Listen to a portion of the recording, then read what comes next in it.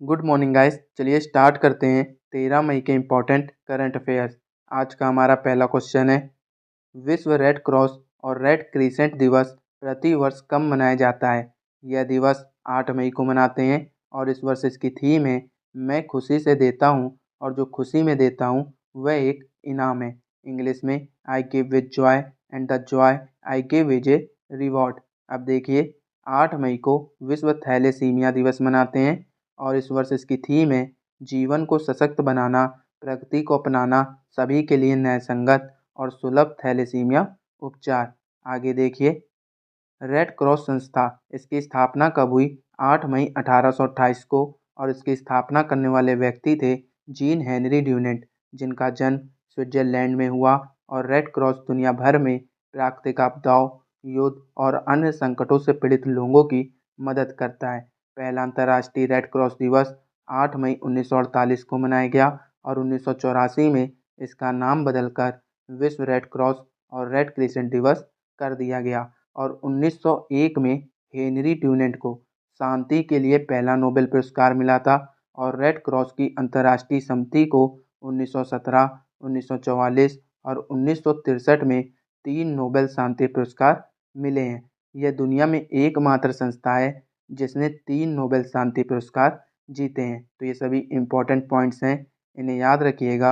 अगला क्वेश्चन देखते हैं, विश्व का तीसरा सबसे बड़ा सौर ऊर्जा उत्पादक बनने में भारत किस देश से आगे निकल गया है। ये देश है जापान, जिसे भारत पीछे छोड़कर विश्व का तीसरा सबसे बड़ा सौर ऊर्जा उत्पादक बन गया है, जबकि 2015 में भारत 9वें नंबर पर था।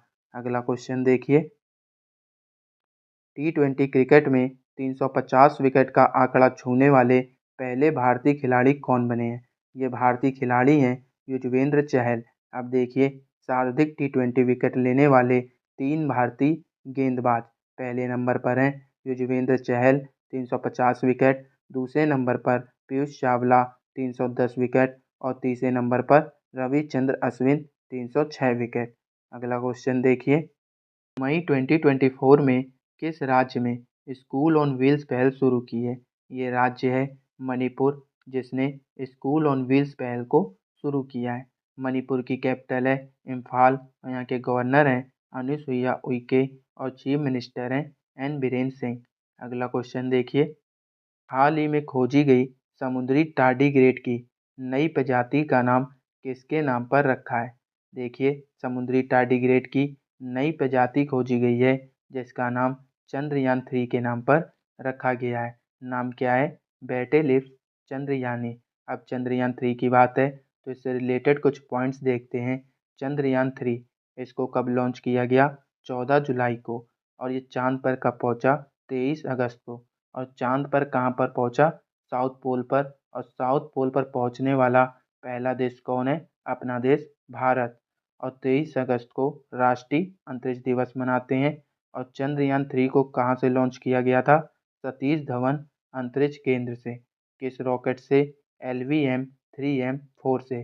और इसके लैंडर का नाम है विक्रम और रोवर का नाम है प्रज्ञान।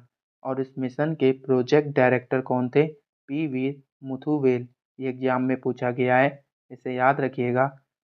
चंद्रयान 3 को चंद्रमा पर जिस स्थान पर उतारा गया उसे क्या नाम दिया गया? शिव शक्ति। तो ये सभी पॉइंट्स याद रखिएगा। अगला क्वेश्चन देखते हैं, मई 2024 में वीजा द्वारा भारत के लिए कंट्री मैनेजर के रूप में किसे नियुक्त किया गया। ये नियुक्ति हुई है सुजय रैना की। ऑप्शन डी सही है। अगला क्वेश्चन देखिए, हाल ही में भारत ने किस देश को 14,000 टन गैर बासमती सफ़ेद चावल के निर्यात की अनुमति दी है। ये देश है मॉरिशस, जिसे भारत ने 14,000 टन गैर बासमती सफ़ेद चावल के निर्यात की अनुमति दी है।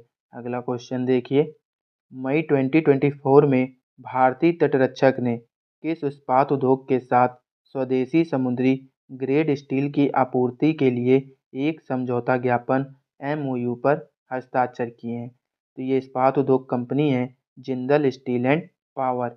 इस साझेदारी का उद्देश्य क्या है? जहाज निर्माण के लिए स्वदेशी समुद्री ग्रेड स्टील की आपूर्ति करना तथा इस क्षेत्र में स्वदेशी सामग्री और क्षमताओं को बढ़ाना है।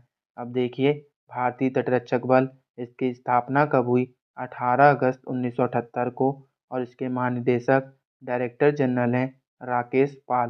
तटरक्षक दिवस कब मनाते हैं? 1 फरवरी को। और इसका आदर्श वाक्य है वयम रक्षामः। अगला क्वेश्चन देखिए, मई 2024 में सन वेदोंग का स्थान लेने के लिए भारत में चीन के नए दूत के रूप में किसे नियुक्त किया गया? तो ये नियुक्ति हुई है जू फेई होंग की। अगला क्वेश्चन देखिए, वियतनाम में एशियाई ओपन पिकलबॉल चैंपियनशिप में भारत ने कितने स्वर्ण पदक जीते? तो इस चैंपियनशिप में भारत ने टोटल 3 स्वर्ण पदक जीते। पहला स्वर्ण पदक सचिन पायवा और प्रियंका छाबड़ा की टीम ने मिश्रित युगल में, और दूसरा स्वर्ण पदक लखानी और पेई चुआन काओ की जोड़ी को महिला युगल में, और तीसरा स्वर्ण पदक अनिकेत पटेल और रोहित पाटिल ने पुरुष युगल वर्ग में जीता है। अगला क्वेश्चन देखिए, संयुक्त राष्ट्र की एक रिपोर्ट के अनुसार 2022 में भारत को कितने धन प्रेषण प्राप्त हुआ है? देखिए, जिसने एक रिकॉर्ड स्थापित किया है, तो इस क्वेश्चन का ऑप्शन सी सही है, 111 बिलियन अमेरिकी डॉलर। अब धन प्रेषण क्या होता है? जब कोई इंडिया से बाहर देशों में पैसे कमाने जाता है और वहां से पैसे कमाकर इंडिया भेजता है, उसे धन प्रेषण कहते हैं। एक नया रिकॉर्ड स्थापित कर दिया है 111 बिलियन अमेरिकी डॉलर भेजकर। अगला क्वेश्चन देखिए, हाल ही में किस बैंक ने एनआरआई कस्टमर्स के लिए यूपीआई सुविधा शुरू की है? ये बैंक है आईसीआईसी बैंक। देखिए, पहले क्या था, एनआरआई को यूपीआई भुगतान करने के लिए अपने बैंकों के साथ एक भारतीय मोबाइल नंबर पंजीकृत करने की आवश्यकता होती थी। लेकिन अब आईसीआईसी बैंक के जो एनआरआई कस्टमर होंगे, वे अपने इंटरनेशनल मोबाइल नंबर का इस्तेमाल करके भी भारत में यूपीआई पेमेंट कर सकेंगे।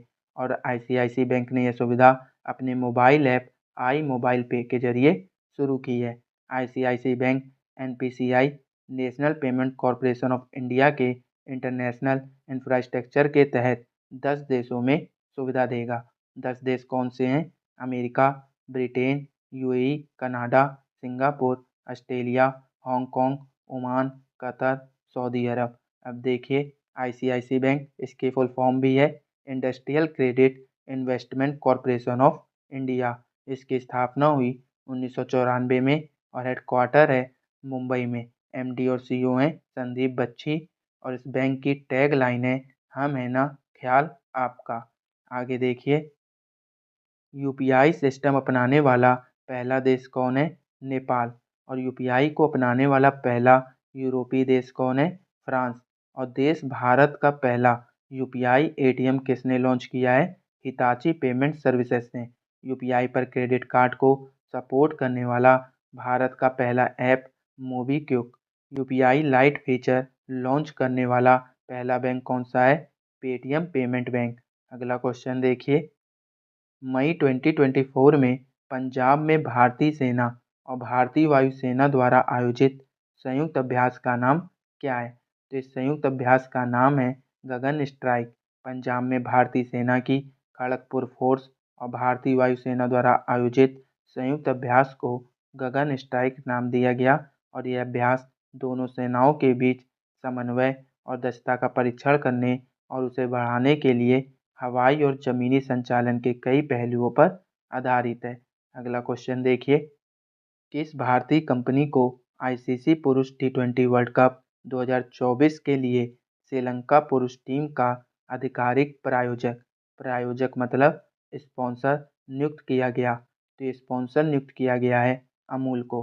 भारतीय दुग्ध उत्पादक कंपनी अमूल को आईसीसी पुरुष टी20 वर्ल्ड कप 2024 के दौरान श्रीलंका पुरुष क्रिकेट टीम का आधिकारिक स्पॉन्सर नियुक्त किया गया। और अमूल कंपनी साउथ अफ्रीका और यूएसए टीम की भी आधिकारिक स्पॉन्सर है।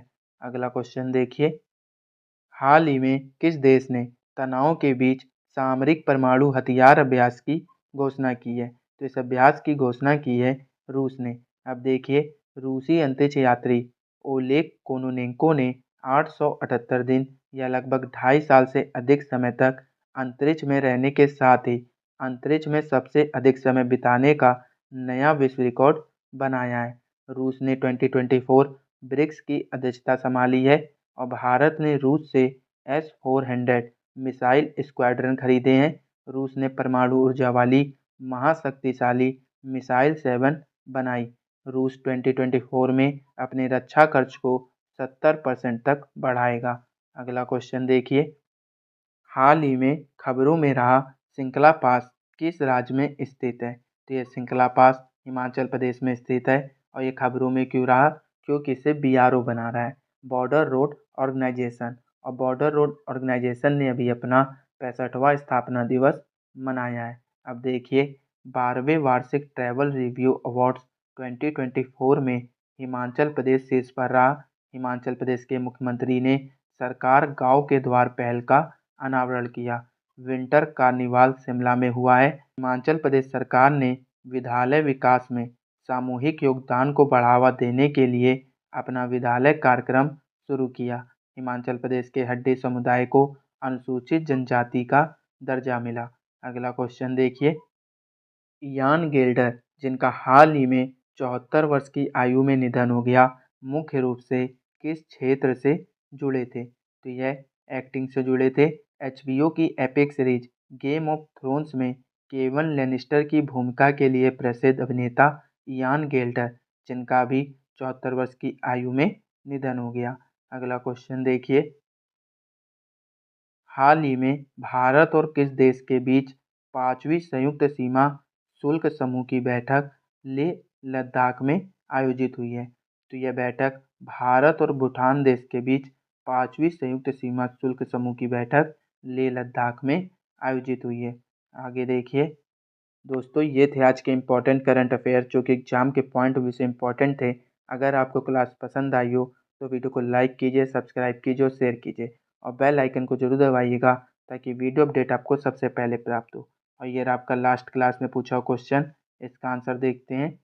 हाल ही में गुरुग्राम प्रशासन ने किसे अपना ब्रांड एम्बेसडर बनाया है? तो ये ब्रांड एम्बेसडर बने हैं युजवेंद्र चहल।